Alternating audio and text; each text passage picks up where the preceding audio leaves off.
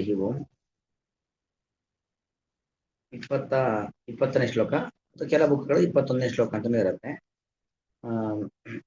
ಕಾರ್ಯಕಾರಣ ಕರ್ತೃತ್ವೇ ಹೇತು ಪ್ರಕೃತಿರುಚ್ಯತೆ ಪುರುಷ ಸುಖ ದುಃಖಾನಾಂ ಭೋಕ್ತೃತ್ವೇ ಹೇತುರುಚ್ಯತೆ. ಕಾರ್ಯಕಾರಣ ಕರ್ತೃತ್ವೇ ಹೇತು ಪ್ರಕೃತಿ ಉಚ್ಯತೆ ಪುರುಷಃ ಸುಖ ದುಃಖಾನಾಂ ಭೋಕ್ತೃತ್ವೇ ಹೇತು ಉಚ್ಯತೆ. ಹೇತು ಅಂದ್ರೆ ಕಾರಣ. ಎಲ್ಲ ಕಡೆ ಹೇತು ಹೇತು ಅಂದ್ರೆ ಪದ ಪ್ರಯೋಗ ಇದೆ. ಕಾರ್ಯಕಾರಣ ಅಂತಿದೆ ನನ್ನ ಪುಸ್ತಕದಲ್ಲಿ, ತಪ್ಪಾದ ನೋಡಿ, ಕಾರ್ಯಕಾರಣ ಕರ್ತೃತ್ವೇ ಅಂತ ಕೆಲವು ಕಡೆ ಪುಸ್ತಕಗಳಲ್ಲಿ ಪಾಠ, ಇನ್ನು ಕೆಲವು ಕಡೆ ಕಾರ್ಯಕರಣ ಕರ್ತೃತ್ವೇ ಅಂತನೂ ಇದೆ. ಎರಡು ಕೂಡ ಸರಿಯಾದದ್ದು. ಕಾರ್ಯಕರಣ ಕರ್ತೃತ್ವೇ ಅನ್ನೋದಕ್ಕೂ ಅದೇ ಅರ್ಥ, ಕಾರ್ಯಕಾರಣ ಕರ್ತೃತ್ವ ಎಂದು ಕೂಡ ಅದೇ ಅರ್ಥ. ಎರಡಕ್ಕೂ ಕೂಡ ಒಂದೇ ರೀತಿಯಾಗಿರ್ತಕ್ಕಂಥ ಅರ್ಥ. ಕಾರ್ಯಕಾರಣ ಕರ್ತೃತ್ವ ಅಥವಾ ಕಾರ್ಯಕರಣ ಕರ್ತೃತ್ವೇ. ಕಾರ್ಯ ಅಂದ್ರೆ ಈ ನಮ್ಮ ಶರೀರ, ಈ ದೇಹ ಹುಟ್ಟಿದ್ದಲ್ವಾ, ಕಾರ್ಯಂ ಶರೀರಂ ಶರೀರಂ ಕಾರ್ಯಮುಚ್ಯತೆ ಅಂತ ಒಂದು ಶ್ರುತಿ ವಾಕ್ಯ, ಪುರಾಣದ ವಾಕ್ಯ. ಅದನ್ನ ಆಚಾರ್ಯರು ಗೀತಾ ಭಾಷೆದಲ್ಲಿ ಉಲ್ಲೇಖ ಮಾಡ್ತಾರೆ. ಹಾಗಾಗಿ ಕಾರ್ಯ ಅಂದ್ರೆ ಈ ನಮ್ಮ ಶರೀರ. ಇನ್ನು ಕಾರಣ ಅಥವಾ ಕರಣ ಅಂದ್ರೆ ನಮ್ಮ ಇಂದ್ರಿಯಗಳು. ಕಾರಣ ಅಥವಾ ಕರಣ ಅಂದ್ರೆ ಏನು? ಈ ನಮ್ಮ ಇಂದ್ರಿಯಗಳು. ಹಾಗೆ ಈ ಶರೀರ ಹುಟ್ಟಲಿಕ್ಕೆ ಕಾರಣವಾಗಿರುವಂತದ್ದು ಯಾವುದು? ಪಂಚಭೂತಗಳು. ಪಂಚಭೂತಗಳು ಹುಟ್ಟಲಿಕ್ಕೆ ಕಾರಣವಾದದ್ದು ಮಹತ್ತತ್ವ, ಅಹಂಕಾರ ತತ್ವ, ಇದೆಲ್ಲೂ ಕೂಡ ಕಾರ್ಯಗಳು. ಹೀಗೆ ಇದೆಲ್ಲದಕ್ಕೂ ಕೂಡ ಕಾರಣ ಕಾರ್ಯಕಾರಣ ಕರ್ತೃತ್ವೇ ಅಂದ್ರೆ ಈ ನಮ್ಮ ಶರೀರ, ಈ ನಮ್ಮ ಇಂದ್ರಿಯ, ಇದೆಲ್ಲದಕ್ಕೂ ಕಾರಣವಾಗಿರುವಂಥದ್ದು. ಅದಕ್ಕೆ ಕರ್ತೃ. ಈಗ ಅಡಿಗೆಯನ್ನ ಮಾಡ್ತಾನೆ, ಅಡಿಗೆಯ ಕರ್ತೃ ಅಡಿಗೆಯವ ಪಾಚಕ ಅಲ್ವಾ. ಬಟ್ಟೆಯನ್ನ ಹೊಲಿತಾರೆ, ಬಟ್ಟೆ ಹೊಲಿಗೆ ಮಾಡುವ ಕರ್ತೃ ಆ ಬಟ್ಟೆ ಹೊಲಿಯುವ ಒಬ್ಬ ವ್ಯಕ್ತಿ. ಈಗ ಕರ್ತೃ ಅಂದ್ರೆ ಆ ಕೆಲಸವನ್ನ ಮಾಡುವವನಿಗೆ ಕರ್ತೃ ಅಂತ ಕರೀತಾರೆ. ಅಂದ್ರೆ ಯಾರ್ಯಾರು ಆ ಕೆಲಸವನ್ನ ಮಾಡ್ತಾನೋ ಅವನನ್ನ ಕರ್ತೃ. ಹೀಗೆ ಕಾರ್ಯ ಸಮಸ್ತ ಬ್ರಹ್ಮಾಂಡವೇ ಒಂದು ಕಾರ್ಯ ಮತ್ತು ಕಾರಣಗಳು. ಮುಖ್ಯವಾಗಿ ಕಾರ್ಯ ಅಂದ್ರೆ ನಮ್ಮ ದೇಹ ಬೇರೆ. ದೇಹ ಎಲ್ಲರಿಗೂ ಇರುತ್ತೆ, ಆದ್ರೆ ಎಲ್ಲರಿಗೂ ಎಲ್ಲಾ ಇಂದ್ರಿಯಗಳು ಇರುತ್ತೆ ಅಂತಲ್ಲ. ಆಯಾಯ ಜ್ಞಾನವನ್ನ ತಂದುಕೊಡ್ಲಿಕ್ಕೆ ಬೇಕಾಗಿರತಕ್ಕಂಥ ಇಂದ್ರಿಯಗಳು. ಈ ಎಲ್ಲಾ ದೇಹ ಮತ್ತು ಇಂದ್ರಿಯ ಇದನ್ನ ನಿರ್ಮಾಣ ಮಾಡ್ಲಿಕ್ಕೆ ಪ್ರಕೃತಿ ಹೇತು ಉಚ್ಯತೆ. ಪ್ರಕೃತಿ ಅಂದ್ರೆ ಈಗಾಗಲೇ ನೋಡಿದ್ದೀವಿ, ಎರಡು ಜಡ ಪ್ರಕೃತಿ ಮತ್ತು ಚೇತನ ಪ್ರಕೃತಿ. ಅವರಿಂದ ನಿರ್ಮಾಣವಾಗಿರುವಂತದ್ದು ಅಲ್ಲ, ತಾಯಿಯಾಗಿರುವಂತಹ ಲಕ್ಷ್ಮೀದೇವಿ ಮತ್ತು ಮೂಲ ವಸ್ತುವಾಗಿರುವಂತಹ ಸತ್ವಗುಣ, ರಜೋಗುಣ, ತಮೋಗುಣ.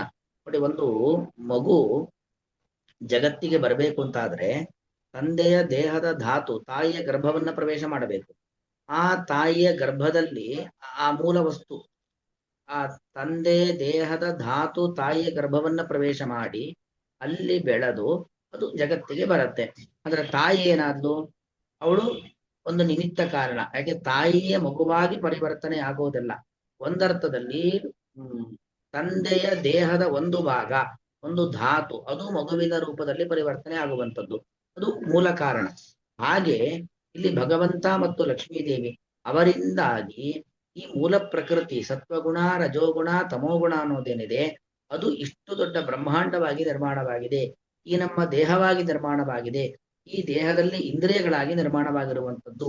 ಹಾಗಾಗಿ ಕಾರ್ಯಕಾರಣ ಕರ್ತೃತ್ವೇ ಹೇತು ಪ್ರಕೃತಿರಿಚ್ಯತೆ. ಪ್ರಕೃತಿ ಅಂದ್ರೆ ಎರಡು. ಈ ನಮ್ಮ ಮುಖ್ಯವಾಗಿ ಇಷ್ಟಿಟ್ಕೊಳ್ಳೋದಾದ್ರೆ ಈ ನಮ್ಮ ದೇಹ ಮತ್ತು ಇಂದ್ರಿಯಗಳ ಇವುಗಳ ನಿರ್ಮಾಣವನ್ನ ಮಾಡ್ತಕ್ಕಂಥ ವ್ಯಕ್ತಿಗಳು ಯಾರು ಅಂದ್ರೆ ಆ ತಾಯಿಯಾದಂತ ಲಕ್ಷ್ಮೀದೇವಿ ಮತ್ತು ಜಡ ಪ್ರಕೃತಿ ಸತ್ವಗುಣ, ರಜೋಗುಣ, ತಮೋಗುಣ. ಸುಖ ದುಃಖಾನಾಂ ಭೋಕ್ತೃತ್ವೇ ಪುರುಷಃ ಹೇತು ಉಚ್ಯತೆ. ಸುಖ ದುಃಖಾನಾಂ ಭೋಕ್ತೃತ್ವೇ ಅಂದ್ರೆ ನಮ್ಮ ಕರ್ಮಕ್ಕೆ ಅನುಗುಣವಾಗಿ ಕೆಲವೊಮ್ಮೆ ಸುಖ, ಕೆಲವೊಮ್ಮೆ ದುಃಖ, ಲಾಭ, ನಷ್ಟ, ಸ್ಥಾನ, ಮಾನ, ಅವಮಾನ, ಸನ್ಮಾನ ಎಲ್ಲವೂ ಆಗ್ತಾ ಇರತ್ತೆ. ಇದೆಲ್ಲದಕ್ಕೂ ಕೂಡ ಕಾರಣ ಯಾರು? ಭಗವಂತ. ಪುರುಷ ಅಂದ್ರೆ ಎರಡು, ಮತ್ತಿಲ್ಲಿ ಜೀವ ಮತ್ತು ಪರಮಾತ್ಮ. ಅಂದ್ರೆ ನಮ್ಮಲ್ಲಿ ಜೀವ ಯೋಗ್ಯತೆ ಅಂತ ಇರುತ್ತೆ. ಕೆಲವರು ಮುಕ್ತಿ ಯೋಗ್ಯರು, ಕೆಲವರು ನಿತ್ಯ ಸಂಸಾರಿಗಳು, ಕೆಲವರು ತಮೋಯೋಗ್ಯರು. ಹಾಗಾಗಿ ನಮ್ಮ ಯೋಗ್ಯತೆಗೆ ಅನುಗುಣವಾಗಿ ಪರಮಾತ್ಮ ನಮ್ಮ ಕೈಯಲ್ಲಿ ಆಯಾಯ ಕೆಲಸಗಳನ್ನ ಮಾಡಿಸ್ತಾನೆ. ನಾವು ಮಾಡತಕ್ಕಂಥ ಕೆಲಸ ಕಾರ್ಯಗಳಿಗೆ ಅನುಗುಣವಾಗಿ ನಮಗೆ ಸುಖ ದುಃಖ, ಲಾಭ ನಷ್ಟ, ಮಾನ ಸನ್ಮಾನಗಳು ಇದೆಲ್ಲವೂ ಕೂಡ ಆಗ್ತಾ ಹೋಗುತ್ತೆ. ಹೀಗೆ ಆ ನಮ್ ನಮಗೆ ಬರುವಂತ ಸುಖ ದುಃಖಾದಿಗಳಿಗೆ ಕಾರಣನಾದವನು ಜೀವ ಮತ್ತು ಪರಮಾತ್ಮ, ಅವರು ಕರ್ತೃ, ಅವ್ರ ಕಾರಣ. ಈ ದೇಹ ನಿರ್ಮಾಣವಾಗ್ಲಿಕ್ಕೆ, ಈ ಇಂದ್ರಿಯ ನಿರ್ಮಾಣವಾಗ್ಲಿಕ್ಕೆ ತಾಯಿಯ ಸ್ಥಾನದಲ್ಲಿ ನಿಂತವಳು ಲಕ್ಷ್ಮೀದೇವಿ ಮತ್ತು ಮೂಲ ವಸ್ತುವಿನ ರೂಪದಲ್ಲಿರುವಂತದ್ದು ಜಡ ಪ್ರಕೃತಿ ಅನ್ನೋದು ಇದರ ಒಟ್ಟು ಅಭಿಪ್ರಾಯ. ಅಂದ್ರೆ ನೋಡಿ, ಈ ನಮ್ಮ ದೇಹದ ಮೂಲಕವಾಗಿ ನಾವು ಆ ಸುಖವನ್ನ ದುಃಖವನ್ನ, ಅದೇನು 5 ಇಂದ್ರಿಯಗಳಲ್ವಾ. ಕಣ್ಣಿನಿಂದ ಬಣ್ಣ, ಕೆಲವು ಬಣ್ಣ ಸುಖ, ಕೆಲವು ಬಣ್ಣ ದುಃಖ ಕೊಡುತ್ತೆ. ನಾಲಿಗೆಯಿಂದ ರುಚಿ ನೋಡ್ತೀವಿ, ಕೆಲವು ರುಚಿ ಸುಖ ಕೊಡುತ್ತೆ, ಕೆಲವು ರುಚಿ ದುಃಖ ಕೊಡುತ್ತೆ. ಚರ್ಮದಿಂದ ಸ್ಪರ್ಶ, ಕೆಲವು ಚರ್ಮ ಸುಖ ಕೊಡುತ್ತೆ, ಕೆಲವು ಸ್ಪರ್ಶ ದುಃಖ ಕೊಡುತ್ತೆ. ಕಿವಿಯಿಂದ ಶಬ್ದವನ್ನು ಕೇಳಿಸ್ಕೊಳ್ತೀವಿ, ಕೆಲವು ಶಬ್ದ ಸುಖ ಕೊಡುತ್ತೆ, ಕೆಲವು ಶಬ್ದ ದುಃಖ ಕೊಡುತ್ತೆ. ಮೂಗಿನಿಂದ ಗಂಧವನ್ನ ಗ್ರಹಣ ಮಾಡ್ತೀವಿ, ಕೆಲವು ಗಂಧ ಸುಖ ಕೊಡುತ್ತೆ, ಕೆಲವು ಗಂಧ ದುಃಖ ಕೊಡುತ್ತೆ. ಇದೆಲ್ಲದಕ್ಕೂ ಮೂಲ ಕಾರಣ ಯಾರು ಅಂತ ಹೇಳಿದ್ರೆ ಆ ಲಕ್ಷ್ಮೀನಾರಾಯಣ ದೇವರು ಅನ್ನೋದು ಅಭಿಪ್ರಾಯ. ಹಾಗೆ ಜೀವರ ಯೋಗ್ಯತೆ, ಜೀವನೂ ಕಾರಣ, ಮತ್ತು ಆ ಜೀವನ ಯೋಗ್ಯತೆಗೆ ಅನುಗುಣವಾಗಿ ಬಂದಿರತಕ್ಕಂಥ ದೇಹ ಮತ್ತು ಆ ದೇಹದಲ್ಲಿ ಬಂದಿರತಕ್ಕಂಥ ಇಂದ್ರಿಯಗಳು, ನನಗೆ ಯಾವುದು ಸುಖವೋ ಅದರಿಂದ ಮತ್ತೊಬ್ಬರಿಗೆ ಅದೇ ಸುಖ ಅಂತ ಆಗ್ಬೇಕಾಗಿಲ್ಲ, ಅವರಿಗೆ ದುಃಖಕ್ಕೆ ಕಾರಣವಾಗಿರಬಹುದು ಅಲ್ವಾ. ಹಾಗೆ ಎಲ್ಲರಲ್ಲೂ ಅಷ್ಟೇ, ಒಬ್ಬೊಬ್ಬರ ರುಚಿ ಒಂದೊಂದು ರೀತಿಯಲ್ಲಿ. ಒಬ್ಬರಿಗೆ ಯಾವುದು ಅತ್ಯಂತ ರುಚಿಕಟ್ಟಾದದ್ದು, ಅದರಿಂದ ಅವ್ರು ತೃಪ್ತಿ ಸಿಗತ್ತೋ ಅದೇ ಪದಾರ್ಥ ಮತ್ತೊಬ್ಬನಿಗೆ ಅದು ರುಚಿ ಅನ್ಸೋದಿಲ್ಲ, ಅವನಿಗೆ ಅದರಿಂದ ದುಃಖ ಬರುತ್ತೆ. ಪ್ರತಿಯೊಬ್ಬ ವ್ಯಕ್ತಿಯ ದೇಹ ರಚನೆ ಬೇರೆ, ಇಂದ್ರಿಯಗಳ ರಚನೆ ಬೇರೆ ರೀತಿಯಲ್ಲಿರುವಂಥದ್ದು, ಅವರ ಅಪೇಕ್ಷೆಗಳು ಆಕಾಂಕ್ಷೆಗಳೆಲ್ಲವೂ ಕೂಡ ಭಿನ್ನ ಭಿನ್ನ ರೀತಿಯಲ್ಲಿರುವಂಥದ್ದು.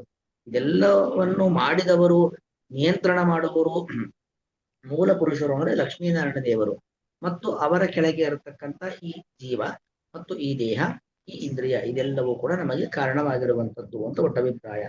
ಕಾರ್ಯಕಾರಣ ಕರ್ತೃತ್ವೇ, ಕಾರ್ಯವಾದಂತ ದೇಹ, ಕಾರಣವಾಗಿರುವಂತ ಇಂದ್ರಿಯ ಅಥವಾ ಕಾರಣವಾಗಿರುವಂತ ಇಂದ್ರಿಯ, ಇವುಗಳ ನಿರ್ಮಾಣದ ವಿಚಾರದಲ್ಲಿ ಕರ್ತೃತ್ವ ಅಂದ್ರೆ ಸಪ್ತಮಿ ಭಕ್ತಿ, ಕರ್ತೃತ್ವ ವಿಷಯದಲ್ಲಿ ಪ್ರಕೃತಿ, ಮೂಲ ಪ್ರಕೃತಿಯು ಹೇತು ಉಚ್ಯತೆ, ಕಾರಣ ಎಂಬುದಾಗಿ ಹೇಳಲ್ಪಡುತ್ತದೆ. ಸುಖ ದುಃಖಾನಾಂ ಭೋಕ್ತೃತ್ವೇ, ವ್ಯಕ್ತಿಗಳಿಗೆ ಬರುವಂತಹ ಸುಖ ದುಃಖಗಳು ಮತ್ತು ಅವುಗಳ ಭೋಕ್ತೃತ್ವ ಅಂದ್ರೆ ಅನುಭವಿಸುವಿಕೆ. ನಮಗೆ ಸುಖ ದುಃಖಗಳನ್ನ ಅನುಭವಿಸ್ತೇವೆ, ಅಯ್ಯೋ ನಮಗೆ ಒಳ್ಳೇದಾಯ್ತು, ಅಯ್ಯೋ ನಮ್ಗೆ ಕೆಟ್ಟದಾಯ್ತು ಅಂತ ನಮಗೆ ಅದರ ಅನುಭವ ಬರುತ್ತಲ್ವಾ. ಅಂತಹ ಅನುಭವಕ್ಕೆ ಪುರುಷ, ಜೀವಾತ್ಮ ಮತ್ತು ಪರಮಾತ್ಮರು ಹೇತು, ಕಾರಣ ಎಂಬುದಾಗಿ ಉಚ್ಯತೆ ಹೇಳಲ್ಪಡುತ್ತದೆ. ಅಂದ್ರೆ ಎಲ್ಲಿ ಹೇಳೋದು? ಶಾಸ್ತ್ರಗಳು ಈ ರೀತಿಯಲ್ಲಿ ಹೇಳ್ತಾವೆ. ಕಾರ್ಯಕಾರಣ ಕರ್ತೃತ್ವೇ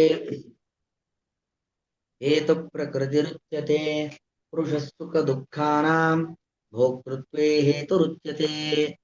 ಶ್ರೀಕೃಷ್ಣಾರ್ಪಣ.